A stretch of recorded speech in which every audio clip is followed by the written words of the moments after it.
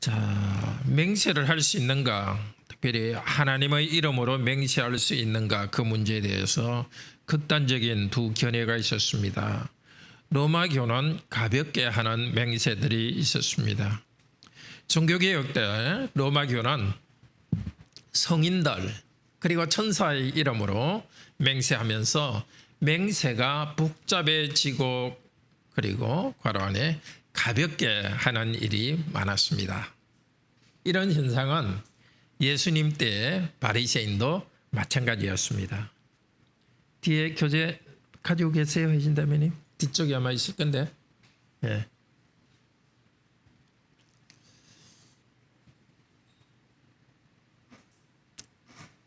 예, 맹세를 복잡하게 하고 가볍게 하는 일들이 있었습니다. 그러니까 거기에 대해서 제세례파는 뭐든지 근본적으로 해야 된다는 건데요. 이분들은 막 성당도 부수고 이렇게 한 분들입니다. 맹세가 가볍게 되기 때문에 절대로 금지했습니다. 자, 이런 상황에서 우리 101문이 이렇게 말합니다. 101문 다시 한번 답 읽읍시다. 국가가 국민에게 요구하는 경우 혹은 하나님의 영광과 이웃의 복을 위하여 신뢰와 진리를 보존하고 정진하는 데 꼭 필요한 경우에는 맹세할 수 있습니다. 자, 맹세는 하나님의 괄호 안에 이름으로 하는 약속입니다. 근데 하나님께서는 어디든지 계시는 분이지만 우리가 하나님의 이름을 부를 때는 하나님께서는 영으로 특별히 거기에 실제로 계십니다. 자, 우리가 하나님의 이름을 부를 때 하나님은 증인으로서 함께 하십니다. 홀로 사람의 마음을 아시는 하나님을 불러 진리에 대해서 괄호 안에 증인이 되어주시며 이런 뜻으로 하나님의 이름을 불러서 우리는 맹세합니다. 나는 내 자신의 마음에 감추인 것조차도 다 알 수 없는 죄인입니다. 앞으로도 변할 수 있는 연약한 인간입니다. 하나님께서는 내 마음에 있는 것, 내 연약한 것까지 다 아시는 분입니다. 그래서 나는 그 하나님을 괄호 안에 신뢰하면서 맹세합니다. 나는 약하니까 하나님 당신 나 붙들어 주시옵소서. 그리고 내가 하는 이 맹세가 진실되게 해 주시옵소서 하는 것까지 들어있습니다. 시편 19편 14절 같이 읽읍시다. 내 입의 말과 마음의 묵상이 쉽게 연락되기를 원하나이다. 내 말하는 거 마음의 것들 주님이 받아주시기를 원합니다. 이렇게 기도했듯이 우리도 맹세할 때는 진정으로 합니다. 내 자신의 말과 마음을 주님께서 정결하게 받아주실 것을 원하면서 맹세합니다. 또 맹세는 심판자와 도우시는 분으로서의 하나님 이름을 부릅니다. 내가 거짓으로 맹세할 때는 형벌하기를 구하는 것이 맹세에 들어있습니다. 즉 맹세를 어기면 괄호 안에 벌을 내려달라는 것이 거기에 들어있습니다. 서약하는 것이 들어있습니다. 또 벌을 내려달라는 말 속에는 내가 약속을 어기지 않고 약속한 대로 살아갈 수 있도록 나의 마음을 지키고 내가 바른 길을 가게 해달라고 하는 강구가 들어있습니다. 여러분 모두가 맹세 한 번은 다 했죠? 여기 있는 분들, 혼인한 분들.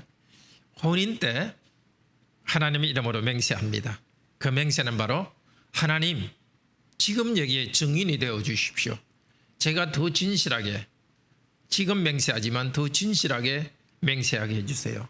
만약 제가 이 혼인 약속을 어기고 잘못하면 저를 벌해 주십시오. 그러나 저는 연약하니까 이 약속을 지킬 수 있도록 힘을 주시옵소서. 그래서 혼인 의식에서 가장 핵심되는 것은 서약이 됩니다. 바로 맹세죠. 하나님의 이름을 부르면서 서약하는 것이 바로 맹세니까. 그런데 맹세는 또한 예배의 성격이 있습니다. 하나님을 증인과 심판자로서 그 하나님의 이름을 부를 때는 하나님은 거기에 함께 계십니다. 증인과 또 심판자로서 높임을 받으면서 거기에 함께 계십니다. 저기 웨스트민스터 신앙고백 22장 아주 잘 말하고 있는데요.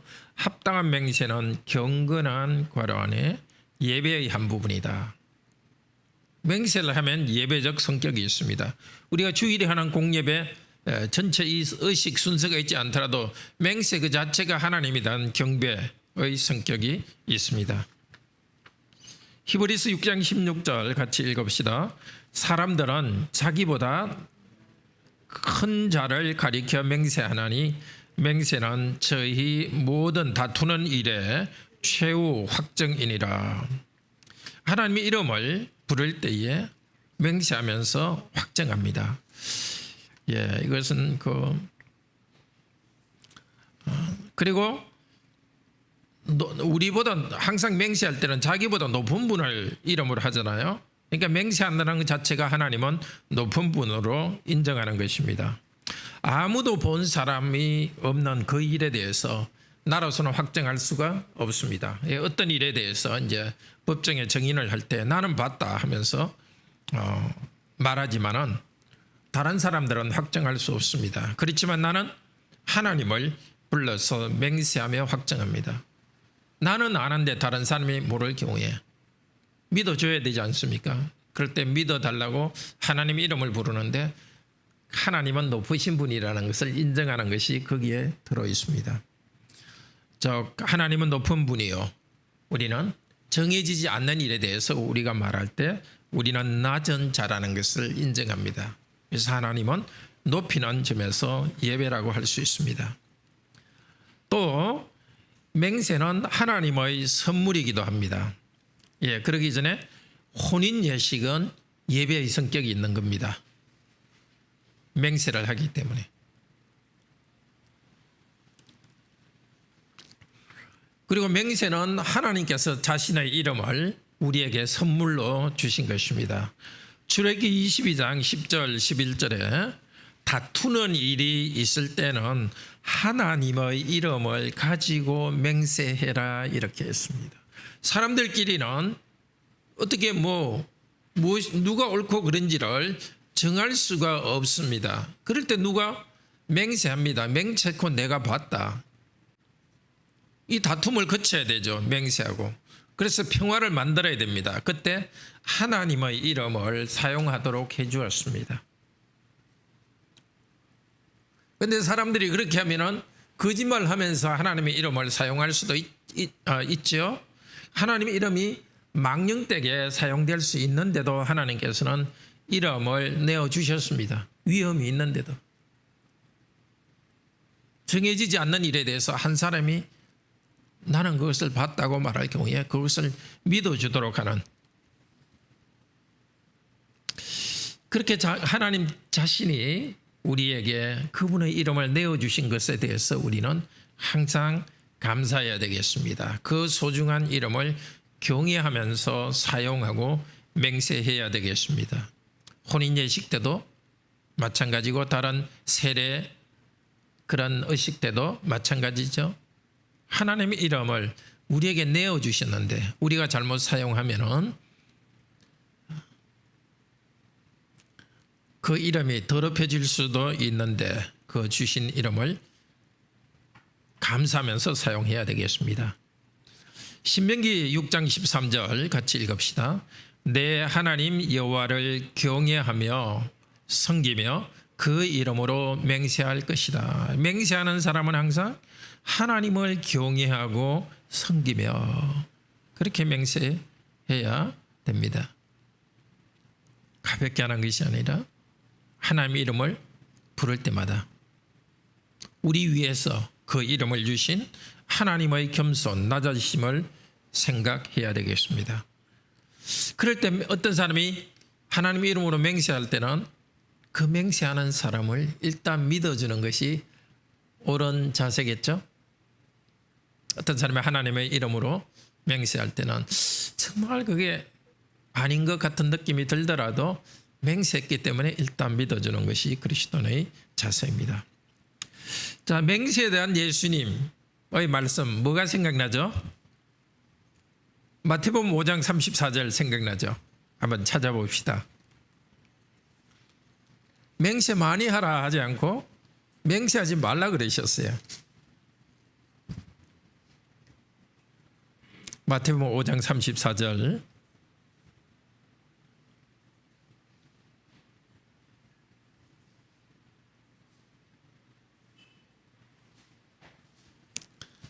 네, 5장 34절 35절 같이 읽읍시다. 나는 너에게 이르노니 도무지 맹세하지 말지니 하늘로도 하지 말라 이는 하나님의 보좌이며 땅으로도 하지 말라 이는 하나님의 발등상이며 예루살렘으로도 하지 말라 이는 큰 임금의 성임이로다. 왜 예수님께서 맹세하지 말라 그랬을까요? 진짜 맹세를 정말 하지 말라는 걸까요? 그 뒤에 37절에 보면 오직 너희 말은 옳다 옳다 아니라 아니라 하라. 여기서부터 지나는 것은 악으로부터 난다. 그때 어떤 그 사람들이 하는 잘못 때문에 이 말씀을 하셨습니다.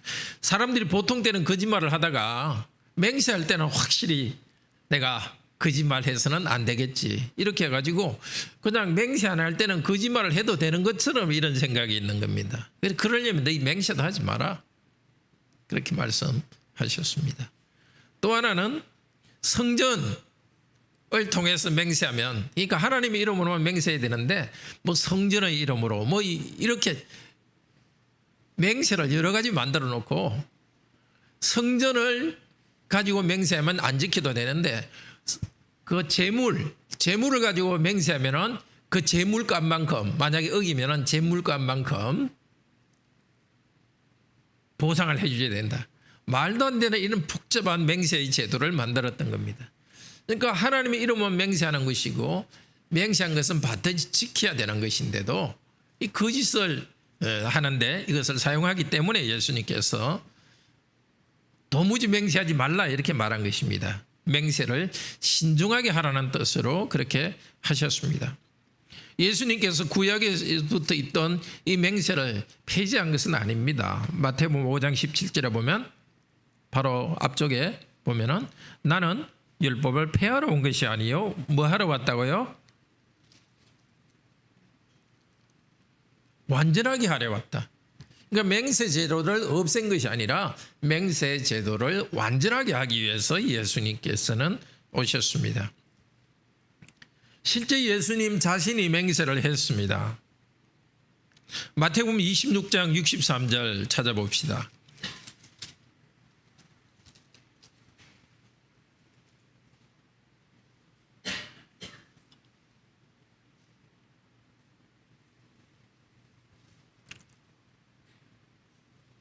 (62절에서) 63절 64절 같이 읽읍시다. 예수께서 침묵하시거늘 대제사장이 이르되 내가 너로 살아계신 하나님께 맹세하게 하노니 네가 하나님 아들 그리스도인지 우리에게 말하라. 예수께서 이르시되 네가 말하였느니라. 그러나 내가 너희에게 이르노니 이후에 인자가 권능의 우편에 앉아있는 것과 하늘 구름을 타고 오는 것을 너희가 보리라. 맹세하노니 하나님 아들 그리스도인지 말하라 이렇게 하니까 예수님께서 그 말을 받아서 말하셨습니다. 그런데 앞쪽에서 63절 앞쪽에서 예수님께서 침묵하셨습니다. 처음에는 62절에서 사람들이 십자가에 예수님을 달기 위해서 죄를 찾기 위해서 유대인들이 산헤드린 공회로 모여서 거짓 증언을 하도록 사람들을 세웠습니다. 성전을 무너뜨리려고 말했다 하면서 막 이렇게 고소를 하니까 대제사장이 62절에 예수님께 말했습니다. 너 아무 대답이 없느냐? 너를 치는 증거가 어떠하냐 이럴 때 예수님이 가만히 있었습니다. 대답해라 할 때 가만히 있었습니다. 그런데 하나님의 이름으로 맹세하게 하노니 말하라, 그리스도냐 아니냐. 그때 대답을 하셔야 되는 거죠. 하나님 이름으로 말해야 되는 그 시점에서는 예수님께서는 그 하나님의 이름이 달려있기 때문에 만약에 대답 안 하시면 그리스도가 아니라고 말하기 때문에 예수님께서는 내가 바로 그리스도라고 말씀하셨습니다. 그런데 베드로는 26장 70절, 72, 74절에 보면 세 번이나 부인하면서 맹세까지 하면서 예수님을 부인했습니다. 바로 이쪽에 있죠. 26장 72절에 베드로가 맹세하고 또 부인하여 이르되 나는 그 사람을 알지 못하노라. 베드로는 그렇게 맹세하면서 모른다고 했지만 예수님께서는 당신이 하나님의 아들임을 괄호 안에 맹세하면서 밝히셨습니다. 괄호 안에.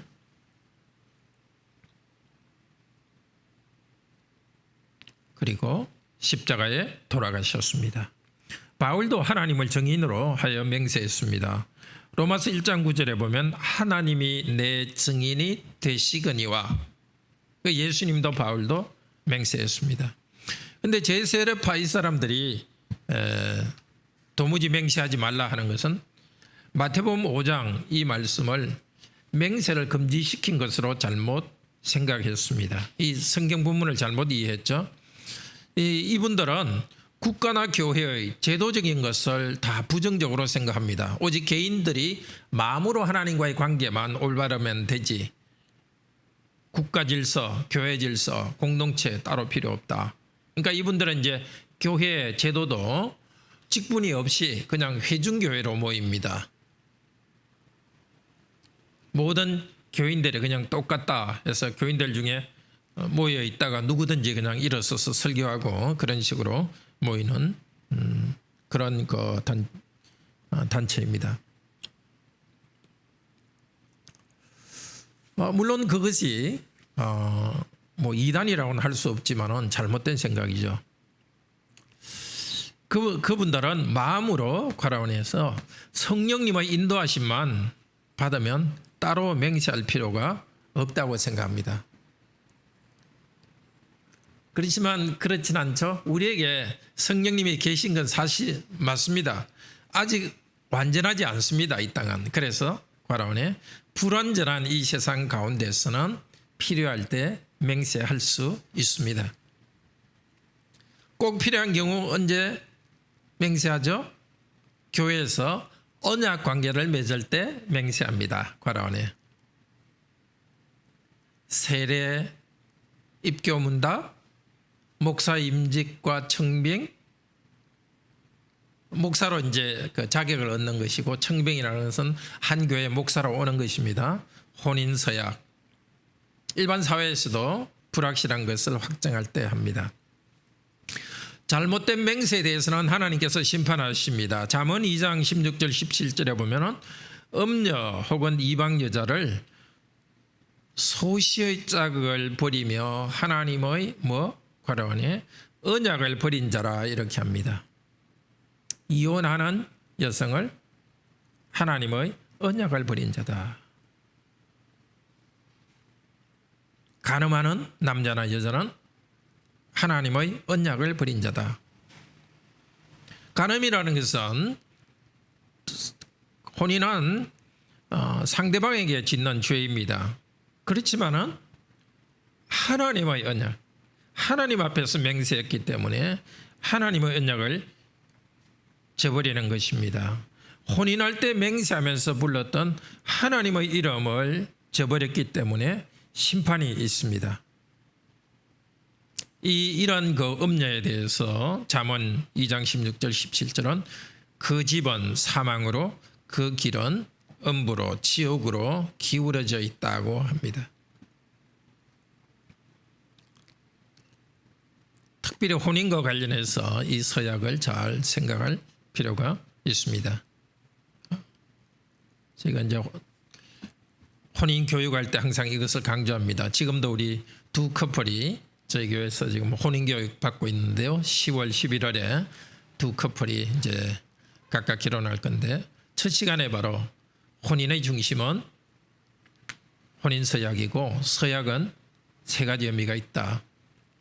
증인으로 하나님을 부르는 것이고 지키지 않을 때는 하나님 심판해 주십시오.